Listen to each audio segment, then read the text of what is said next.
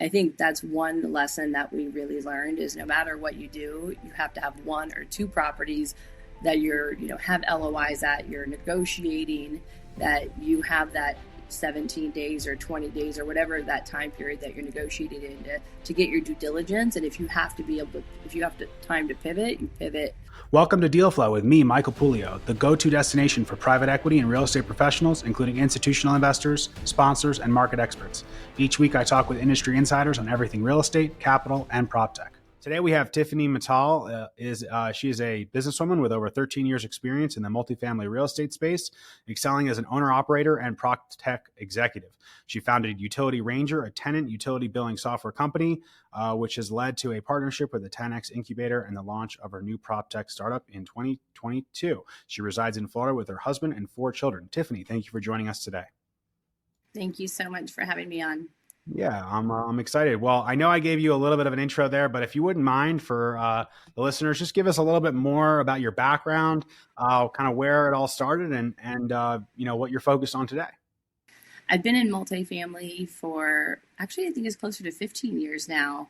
I started kind of fell into the business with my husband, who's been in multifamily his whole life, and when I was going to grad school, started helping him with his apartments.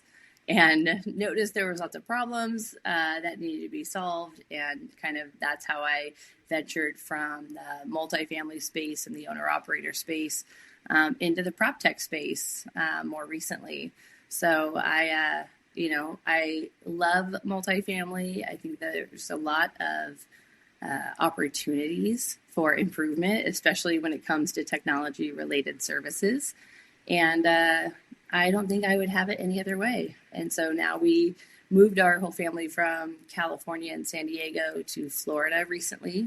And we've been doing a bunch of 1031 exchanges, moving our assets out of California into Fort Lauderdale, where it's quite a bit more of a landlord-friendly state. So we are enjoying the process. I'm still very much in operations of the multifamily space, as well as leading our PropTech company, Utility Ranger. Awesome. Well, a lot of topics there to hit on. So before we get into, I think, Utility Ranger and what you're focused on today, maybe let's spend a little bit of time, almost 15 years in the multifamily space. That brings us all the way back to 2010. Oh boy, has the market changed since then. Maybe could you tell us a little bit about that journey from 2010, your early days in the industry, to where you are today? I think where you are today is probably a little bit intimidating, perhaps for some. So maybe just bring us back to where you guys started and how you and your business has evolved as an owner operator, and then we can touch a little bit about the utility company. Well, I think it's definitely changed quite a bit, especially as an owner-operator in Southern California.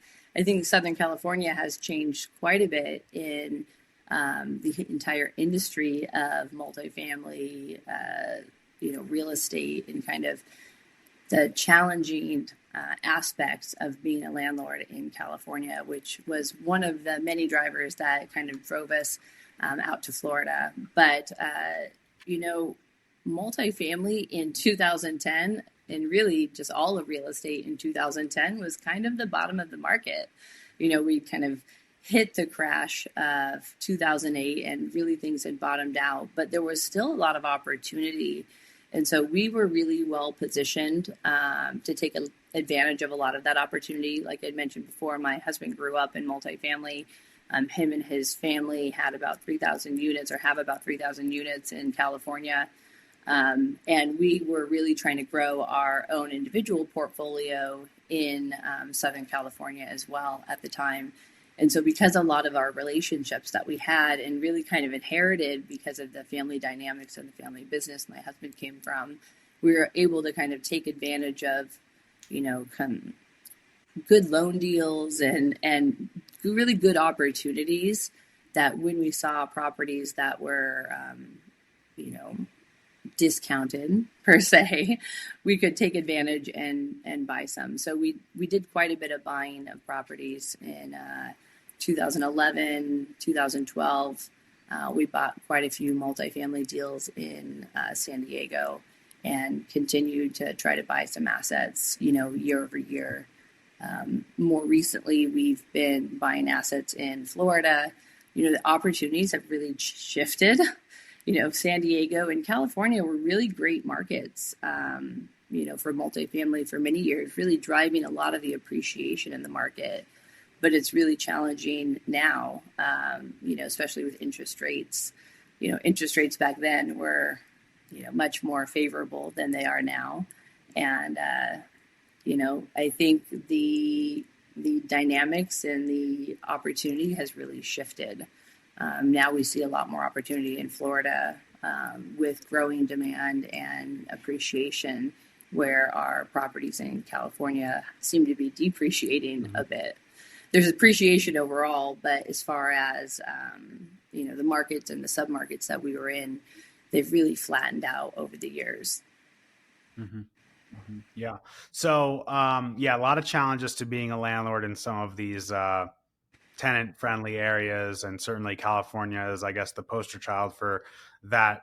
It's a similar story of people, they build their portfolios in California, and then they, for every one unit you have in California, you could buy 10 units somewhere else potentially. So taking advantage of the 1031 exchange laws, sounds like that's something you guys are doing. Oh, yeah. What has been your experience executing on, 1031 exchanges? From my experience, and when I talk to people, it can be a little bit stressful executing within the timelines and just finding the sort of like a little bit of musical chairs. So maybe you could speak to that a little bit about your experience migrating your assets or migrating your equity from one area to another. Even though I've been in this business for quite a long time, we've never really been in the business of selling properties. It was more just acquiring properties. And so this is really my first experience dealing with the 1031 exchange process. My husband had been dealing with this, over time throughout the years in his life in real estate growing up. But I'd never really experienced the pressures of the 1031 exchanges. It's definitely daunting. You really don't want to sell your down leg until you have your up leg, pretty secured. And we actually got really, really fortunate. I think there's a lot of negatives that happened with the COVID debacles across all the states. But there was some silver linings that happened for us in California, meaning around the same time that we moved out from San Diego was 2022, and it was in 2023 they had a ton of rain, really causing a lot of issues within Southern California. And so that was the year that we started buying properties, and by mere chance that year they had extended the 1031 deadlines, and they said, there's so many issues going on in the state, we're going to actually extend the deadline. So it doesn't really matter when you sell it. Now you just have to close it by, I don't remember the date, it was either September or October 15th. And so that really gave us the opportunity and became a catalyst to sell a bunch of kind of single family homes that my husband had purchased in college, and sold about 5 or 6 single family homes that we had as college area rentals, and bulk those together, which normally it's really challenging to sell multiple properties and bulk the funds together and do the 1031 exchange. But we were able to buy or sell 5 houses, and exchange into a 30-unit property in Fort Lauderdale, or actually specifically Pompano Beach. And it's kind of crazy how it worked out. And then the same kind of thing happened again in I don't know if it happened this year in 2024, but there was some definitely leeway that happened with the 1031 exchanges that allowed us to have a little bit more time than you typically would have. So that pressure was alleviated. But overall, it was still, the kind of, understanding that we're not going to sell the down leg until we have the up leg, at least we're in an LOI, or at least we're in some kind of scenario. But we've actually had a few chances where we, bought a property or had it under contract, and just kind of intuition kicks in saying, let's get a backup property just in case. You get so far down the due diligence timeline and realize, oh my gosh, this property is not going to work, or one thing came up where we found this amazing property, but it was a 100-year-old property, and it was on the water, and it was 30 units, and had just been completely gutted and redone, and it just seemed like such an amazing opportunity. But when we really got into the due diligence, you realize, wait, this building, it was just restabilized, but only 1/4 of it was restabilized. And, 3/4 of it still need to be restabilized. And we're not in the business, and there's many people who are, but we're not in the business of doing massive, not renovations, but kind of restabilizations, massive projects that require architects and construction. And, we're much more like, let's rehab the units. So that became kind of too big to handle for us. And so we had to pivot quickly, and thank God we had a backup property. And so I think that's one lesson that we really learned is no matter what you do, you have to have 1 or 2 properties that you're, have LOIs at, you're negotiating, that you have that 17 days or 20 days or whatever that time period that you're negotiating in to get your due diligence. And if you have time to pivot, you pivot quickly. We're actually under contract right now on 30 units in Coral Springs, Florida, which is kind of west Fort Lauderdale. And we pivoted to that at the very last minute because another property, they said it was concrete, and you get down into it and you realize, 75% of it was wood. And that's a big difference from California to Florida. You don't buy anything that's wood in Florida. So we had to pivot pretty quickly once we got through the inspection process. So there's a lot of lessons to be learned. I'm still learning them every day. And but your kind of strategy changes a little bit when you pivot to a new market. Yeah.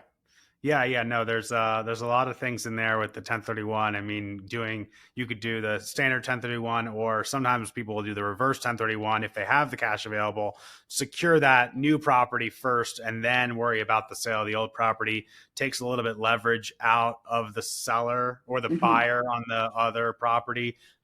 They know that they sort of have you, and you have to sell. So if you could figure out a way to do the reverse exchange, that's always helpful. But obviously, most of the time, you need the cash from the other property to do it. And then, Florida and wood, especially in these last couple of years, the insurance market alone probably would make that deal prohibitive if they had initially told you concrete. Just being able to get insurance on a property like that probably would have been either really, really expensive or impossible.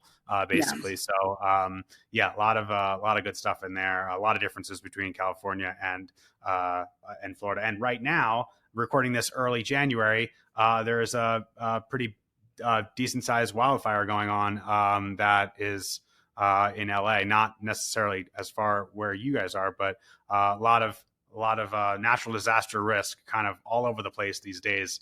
And people who can't get insurance. I mean, I thought the insurance market was crazy when we moved to Florida. We were paying about $600 a door per year in California. And when you pivot here and you realize it's, $2,000, $2,500 a door, it's crazy. And, but now you hear that the insurance is that high in California. So I don't know if we, you can't really escape the insurance issue. I think it's going to continue to be a problem, overall. Yeah, it's not really the grass is kind of not good everywhere. It's not a grass is greener situation. The insurers seem to be sort of, spreading the risk around everywhere. So we're all sort of taking the brunt.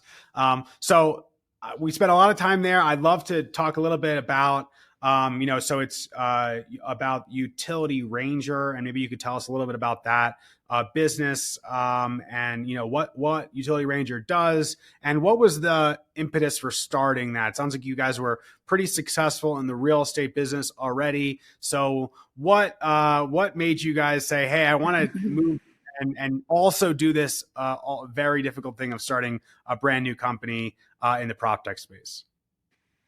It's one of those things where you see an issue in your current business and you try to solve it, and then you figure out that it's not so easily solved. And so we just decided to set out to solve it ourselves. And what I mean is, we had such a problem with our water and sewer expense in San Diego. And San Diego is really the bottom of the barrel when it comes to water availability in California. The water rates are astronomical, and tenants were super wasteful. I remember what really triggered it one day is we had a tenant who called us to say that her neighbor left her water on all day. She could hear it running. As we said, there's something going on. We sent the manager in there, and turns out that she was leaving her shower on when she went to work because her dog had anxiety. And she wanted the dog to think that she had her shower on and that she was home. Nowadays we would just put the shower on the YouTube channel and make the white noise or something. But I think her dog was smarter than that. I don't know. But we knew we had to do something at that point. And we had heard of this thing called RUBS, which is ratio utility billing, which basically means you're going to change the utility responsibility from landlord paid to tenant paid. This sounded like a great idea. We called every utility billing company available, and they all turned us away. They said, I'm sorry, you're too small. Our properties have to be 100-unit minimums. We have to have 1,000 units in your portfolio minimum. You're just too small. And at the time we had maybe like 65 units, even though my in-laws and their family business had a few thousand units, we had to kind of be the guinea pigs. Like, let's test this out. And if it works, we'll bring it back to the portfolio. And I would typically dangle that scenario when trying to get anyone to do business with us. But all these companies, they just weren't interested. And so at the time, you said, what are you going to do? And my husband said, you're not really liking the operations, which I didn't like the operations if I had to deal with my husband's tenants' bed bugs and the maintenance crews. It just was not my cup of tea. This is not where I felt like I was going to get my master's degree, worthiness, was dealing with my tenants. And I just graduated from school at that point. And so he said, well, why don't you go work for one of these PropTech companies that is doing this and bring it back, and we'll figure out how to do this. They have to take you on as a client by default, I'm sure. And I said, hey, that's a great idea. So I got a job at one of the companies that happened to be located in San Diego. I was like the fourth employee, helped grow them from, 100,000 to 20 million in a very short amount of time, in about 5 years. And really saw firsthand what happened because they did take us on as a client. And I remember the first property we did this on was a 36-unit property in San Diego. That following year, we got about $36,000 of additional utility reimbursement money, which doesn't seem like a lot of money, but it's about $1,000 a unit per year. But it wasn't until we got that property refinanced by, I think it was Fannie Freddie, they valued our property at $1 million more just for that $36,000 of additional NOI. And that's really when the bell rang for us. We're like, whoa, like, I didn't realize that, this small value add, it was no money out of pocket. It was just changing the landlord to tenant responsibility of utilities would give us $1 million increase in valuation. What would this look like across our portfolio? What would this look like across our family's portfolio? We were able to cash out refi, $500,000, use that money to buy another property. And that's when we realized this is really a mechanism to grow your portfolio. It's really a forced appreciation method or an NOI hacking method of how can I really help grow the value of my properties with no money out of pocket. So, but the problem is all these service companies that were out there, my sister had a dozen units in LA. She's like, oh, I see what you're doing. Help me do it. I said, I'm sorry, I can't take you on as a client. You're too small, because we had tons of employees and people doing this as a manual system. And so I said, how can I really take this, service model and turn it into a software model and make it so simple I could put it into the hands of the small owners that people aren't going to service. And you look at the apartment, there's 35 million or so apartments across the US. Like half of those are owned by these mom and pop owners who fall into this kind of small subset of owners that no one will service. So we saw kind of pent up demand and kind of an unavailability of these owners to access this type of technology. And they're the ones who need it the most. Like, how can the little guy grow to be as big as the big guy if nobody will help them? So, and was us. Like, we were the little guys. Like, how can I then take this and teach others how to do the same thing? And so I felt like I really had this calling. Like, how can I do this? I really understood the market. I really understood the business model. I didn't really understand the technology as much. I actually pivoted again, I got recruited out to work for a technology company that offered this as a service as well as a payments company, but then acquired a utility billing company they needed to have me help them with. And so I really understood the technology side of that after a while and said, okay, it's actually during COVID in 2020, I said, I have to do this. I have this calling.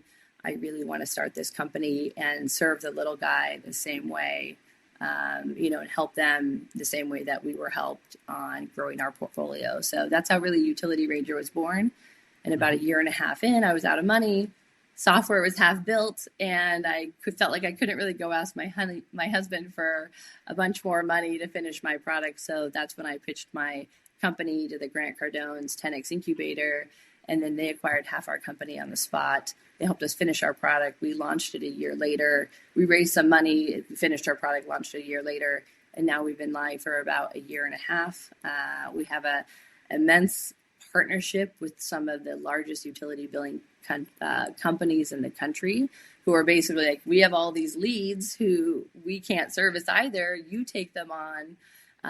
So it's really, there's a huge market for this of underserved multifamily owners who need some kind of way to bill their tenants. I like to think of ourselves as like the TurboTax of utility billing. Like, utility billing is about as sexy as doing your own taxes, which nobody wants to do. But when you start to realize, like, all you're doing is giving your tax guy numbers for him to plug into a software. Like, I could just plug those same numbers into my own software if it was really easy and do it myself. And so that's where you kind of just demystified the whole process of utility billing and made it so simple that anyone can do it, and then leverage this additional equity that they can create, grow their portfolio, and make it really simple. Okay, so love that overview. I love the idea of comparing the Utility Ranger to TurboTax, right? So I can assume that this is like a self-serve model. And then maybe before we get into like the details of that, just for people who maybe don't know much about, I know you described RUBS a little bit, but like just go a little more detail about what this is and exactly the mechanics of why this would be interesting for a owner operator or anyone who's in the apartment space or anyone who has utilities that they need to partition out to their tenants.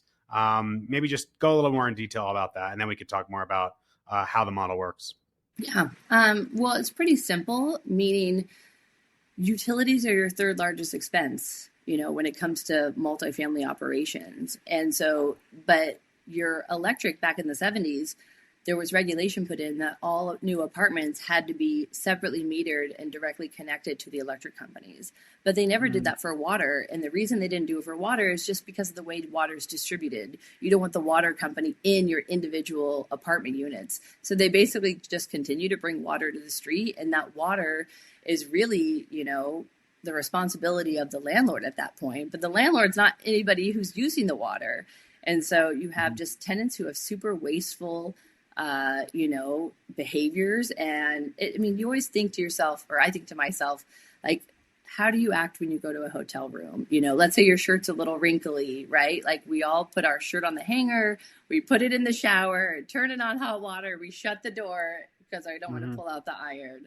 And it's just really wasteful, but we do it because it comes with the cost of the hotel room, right? And our tenants really think the same way. If they don't have to pay for their water, they're going to do their dishes with one, the dishwasher with one dish in there. They're going to do their laundry with one shirt in there because it doesn't impact them at all. But if they were to go rent a house or rent any other kind of rental, you would have to sign up with a water company yourself.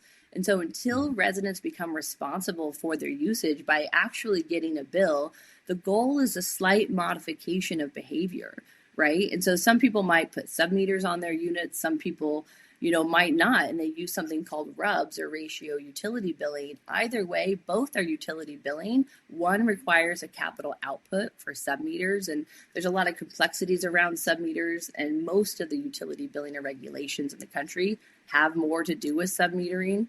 But net, as far as ROI, what you get in return, whether it's sub-metered or whether you're doing it with a RUBS methodology, which is basically a mathematical equation of how many people do you have in your unit, versus the size of your unit and compared to all the other units and people in those units. Because you can't evenly split it. You have family of 5 in one unit, little grandma next door in another unit. So you need a way to kind of fairly allocate the expense. So, but either way, whether it's you sub-metered or allocation, both of those are going to give you a huge return. And we all know with the properties, apartments are valued with your net operating income divided by your cap rate. So every dollar that you can add to your net operating income, you're basically taking your third largest expense of utilities and turning that into utility reimbursement money. So all of that money is a direct impact to your NOI and causes a huge jump in the valuation of your property. You know, this is something that not only drives the valuation of your property, but also drives accountability of your residents. So let's say you have a leaky toilet or you have a runny faucet. Tenants don't tell you this necessarily because they're not paying the bill. They don't want you in their unit. They don't want you in your unit to see their dog that they're hiding or their extra tenants that they have or their grow house in the closet. I've seen it all, you know, but it is as soon as you start giving them a bill, they're going to start telling you that their toilet's running and their sinks are leaking. So you don't cause this kind of secondary damage. So you have that piece of it. And then you have the overall conservation of that slight modification of behavior. People want to talk about sustainability. True sustainability is the slight modification of your behavior over time that becomes a sustainable part of your business model. Like this is the essence of sustainability. It's because you're having your tenants be more conscious of their use by getting a bill that's fluctuating each month with the property's bill. Yeah. And so that makes a lot of sense. So, and the way your software or the way that this traditionally works is, to your point, like there is either a square footage calculation or an occupant, calculation. So the idea is you're changing the behavior of the entire building or the entire property because they're ultimately sharing the burden at that ratio billing system, right? It's not their individual unit usage. So if that example that you gave where that one person was running the shower all day long, essentially that is like being distributed, the cost of that's being distributed across the entire building in that ratio method. It's not that person specifically gets penalized. They sort of share the burden with everyone else. But the hope is that, once they start seeing that bill, those behaviors go away, right? And then everyone gets the benefit of that. Is that right? Correct. Correct. And the different, and when you do the sub-metering, then it's specific to their use on their unit. But like you said, there is a capital outlay to that. It's expensive. It's not something that most landlords want to just spend money on something that's not going to, if they could do this other thing that's much easier, much faster, and it's pretty really well the same result, right? And same result. And the hard part is let's say you do put in a sub-metering system, there's other issues with it. Not everything, the batteries fail at different points. There's a meter reading equipment piece of it. There's a lot of other complexities that have to do with it. And sometimes you have buildings that can't be sub-metered because they have commingled plumbing and they don't have, or they have some kind of shared water. And so there's some buildings, you don't really have that even as an option unless you replumb the whole building. Sure.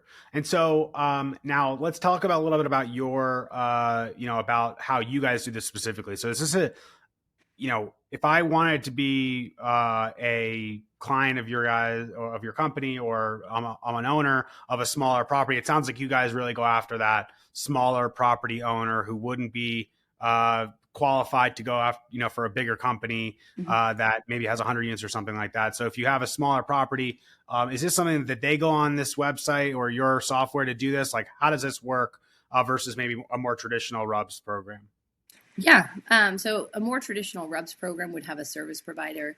You would typically have like a 1 to 5 year contract. You kind of have this service provider who does everything for you, often collects. There's a lot of issues within that have been a problem in the industry for a number of years, that people who have been doing utility billing, I always get that this is the bane of their existence because it's always so complicated, or they'll have a $10,000 bill and they get reimbursed $2,000. They're like, where'd all my money go? Because all these tenants are kind of getting nickel and dimed with a bunch of fees and they don't really have control. And it just seems like a black box. And they don't really necessarily always provide the same kind of level of service. And if you know, as a, a landlord tenant relationship is a very, important thing to keep a long-term tenant. You really have to protect that relationship. And so, there is services out there that work really well for people. But there's a lot more demand now also for bringing things in-house with like this vertical integration strategy.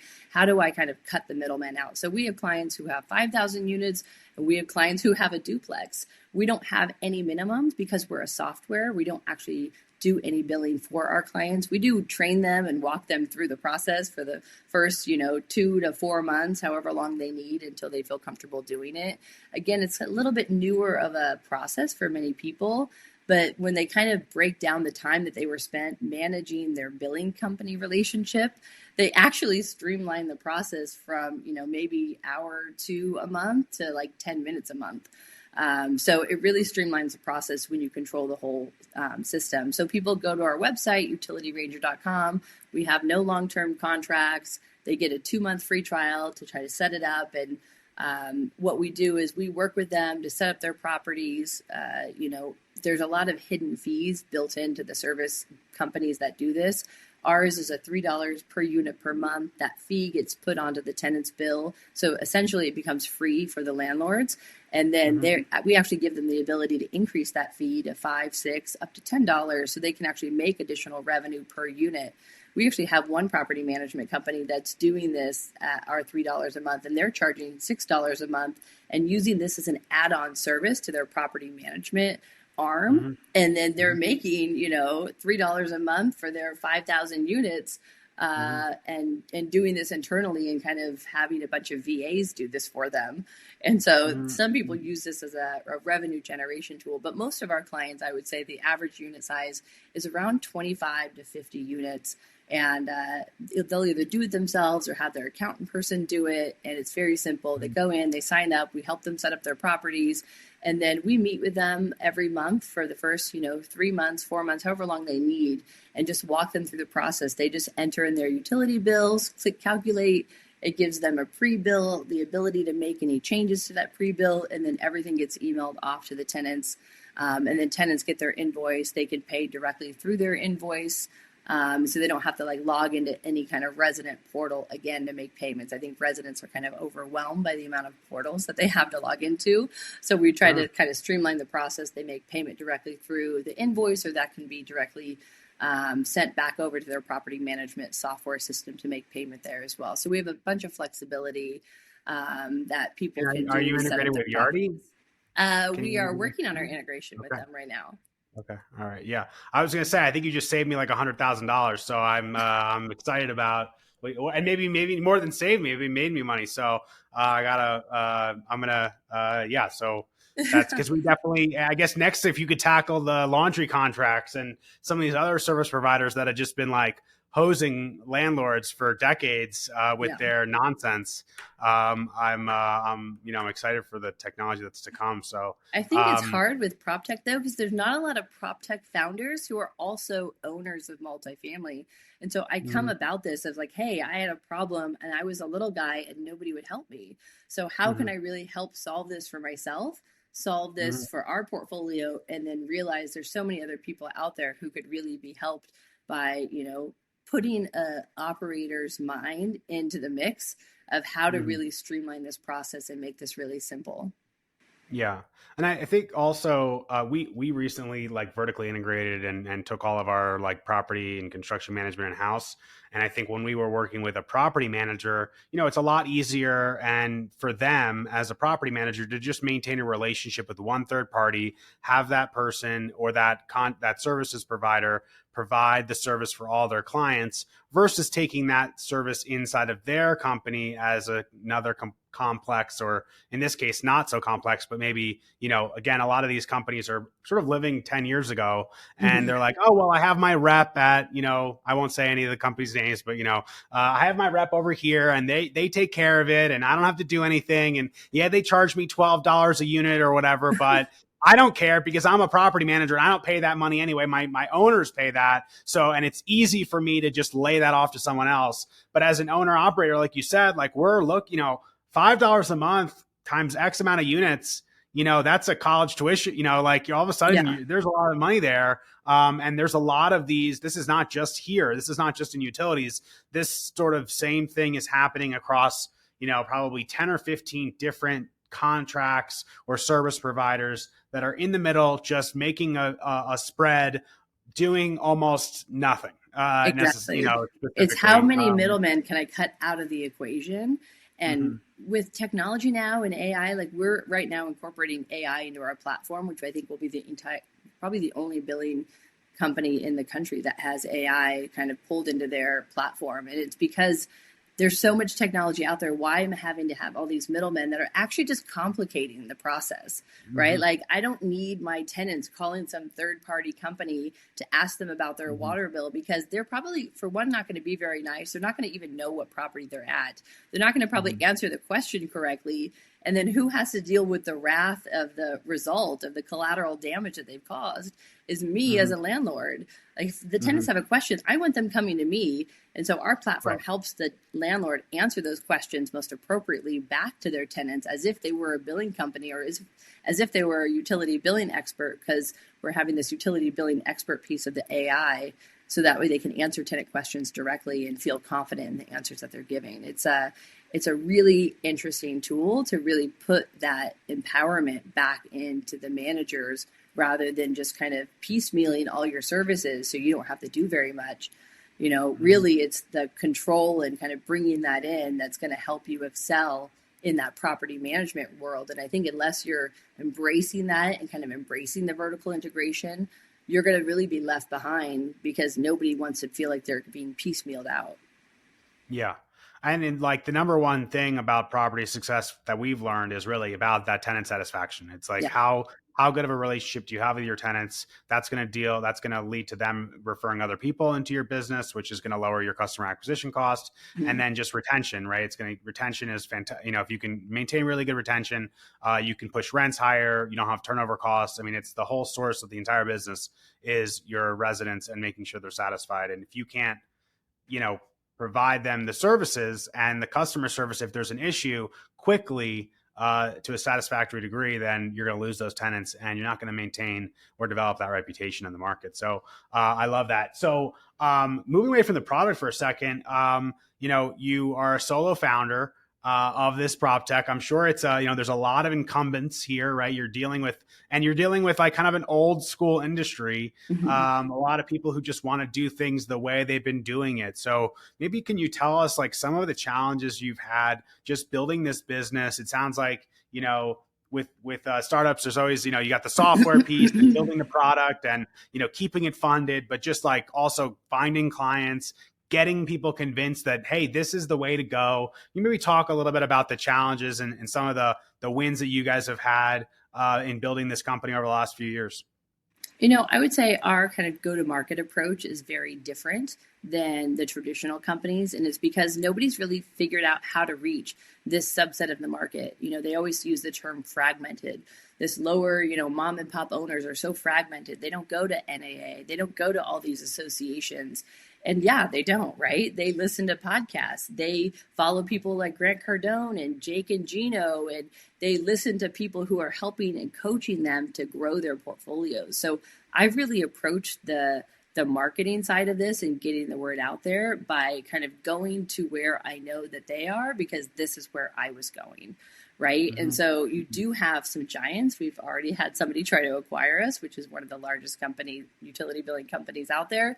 And, these kinds of moves definitely shake things up a bit. I actually have seen a couple of SaaS companies kind of come to market recently, right after we launched. So I know that we're definitely onto something. And the utility billing companies that we've talked to partner with, they're definitely like, oh my God, I don't know why I didn't think of this ourselves. So I think that the competition is going to continue to increase. But I think our approach on getting to the market and getting to where the owner operators are has really helped us succeed and excel, because those traditional ways aren't going to work for this subset. In the larger side of the market, the Greystars of the world, all of these guys, that side of the market for utility billing is pretty saturated. Maybe an 80% saturation, but there's really only like a 20% saturation in the lower end of the market. And you start to see these people like, how do we kind of come down market? It's a much easier for me to go up market than it is for these giants to come down market. So I think that we still have a lot of runway. I think we still have a ton of growth in front of us. We've grown tremendously over the last year and a half. I think what is going to continue to come up is you have to compete with these guys, right? So getting the funding, we just opened up a $2 million seed round. We actually have just been bootstrapping it since our first round. We had raised about $350,000 in 2022. And now we're going out for a $2 million seed round to really help propel the growth, propel our integrations, and really help drive our growth in the market. And, being a, single founder and, with great partners and great investors in the company, we can get out there in front of people, but, it's getting enough funding in amount of time that we need to kind of continue our growth cycle. So I think that's a struggle from all founders, is getting enough capital to stay capitalized. We're just at the point of break even right now, but we really need to expand our growth cycle even more. Mm-hmm. Yeah. And it sounds like the funding will be used to continue to enhance the technology, the integration, so you can work with bigger software like in the ecosystem, and then also just to get your messaging out and acquire more customers. Is that a fair statement? Exactly. Yeah.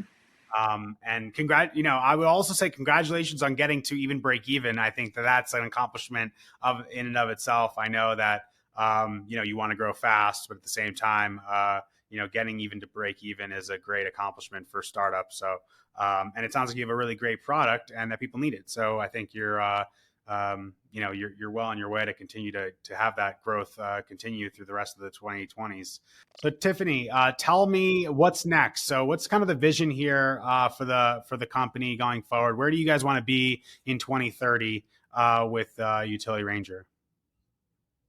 Well, 2030 is quite a bit out from now. So, sure. 2026 then, how about that? Next year. We have big plans for the company. We're going to continue to grow our product offering. This segment of the market, I think, is just so underserved, and it really just triggers my heart. I just feel like there's so many of my clients who said, just listening to your story, you are me, you understand me. Like, no one else is really serving this side of the market and giving them what they need to be successful. So I just get so much joy and fulfillment by giving them the answers and by giving them guidance on how to really grow their portfolio, what kind of NOI hacking, mechanisms that they can use to really help launch and grow their business. I really enjoy that personally. Of course, we're going to move up market slightly. I don't want to get up into the same market that everybody else is playing in, because that market's already really saturated. I do think we'll have some clients who are using this as a means to vertically integrate in the larger portfolio sizes, but that's probably more of an enterprise version of the software that we will eventually have as well. But really my focus is on helping this subset of the market, growing them, and growing our tool set that's going to just help benefit them even more. That is really a passion of mine, and something that really is serving to people like me and people who just want to grow their multifamily portfolio. We're definitely some brand expansions that we're looking into. We definitely have a lot of amazing partners to date. We're trying to partner with people who are targeting the same segment of the market to really kind of collaborate together, because we don't go about things in traditional ways, because this subset of the market doesn't follow those traditional paths. And so we want to align ourselves with people who are serving the market like we are. So there's a lot of growth to be had, and 2030 is a ways out. So there's a lot that can happen before then. And we're just going to focus on growing and scaling the company. Sure. Have you had a chance to meet with the Bigger Pockets team yet? I have. I was on one of their podcasts, And then the investor group, which is affiliated with them, I spoke at their conference. I'm doing a lot of conferences that are, people just like the investor group and these kind of smaller real estate coaches. Sure. Okay. Awesome. Well, yeah, they're your perfect avatar, I feel. So yeah, that's great. Yeah, so totally. You're already ahead of the game. You're everywhere all the time. So I love that. So Tiffany, it's been a pleasure to have you on here. I thank you so much for your time and for sharing some great insights and knowledge within the real estate and the PropTech space. If listeners wanted to get in touch or find out more about you or your companies, what would be the best way for them to do that? They can find me on utilityranger.com. They can also find me on all the social media handles, either under Utility Ranger, or they can find me under Tiffany Mittal, which is Mittal. Awesome. Well, great. Well, we'll make sure to put all that stuff in the show notes for folks that are driving or something where they can't write that down. So great. Thanks for tuning into this episode of Deal Flow. Don't forget to give this podcast a follow on Apple Music and Spotify, and subscribe on YouTube so you don't miss an episode. And of course, if you feel someone else would get something out of the show, please go ahead and send it across to them. Feel free to comment below with regards to future guests you'd like to see in the show, or get in touch should you think that your knowledge and expertise would make for a great episode. Thanks again for me, and I'll see you next time on Deal Flow. Thank you for listening to Deal Flow with me, Michael Poulio. We hope you gained valuable insights into private equity real estate and market trends. Stay tuned for more expert discussions and updates on the latest in commercial real estate and structured finance. Don't forget to subscribe, rate, and review on your favorite podcasting platform. Join us next time for more high-level conversations that empower your investment decisions and your operating results.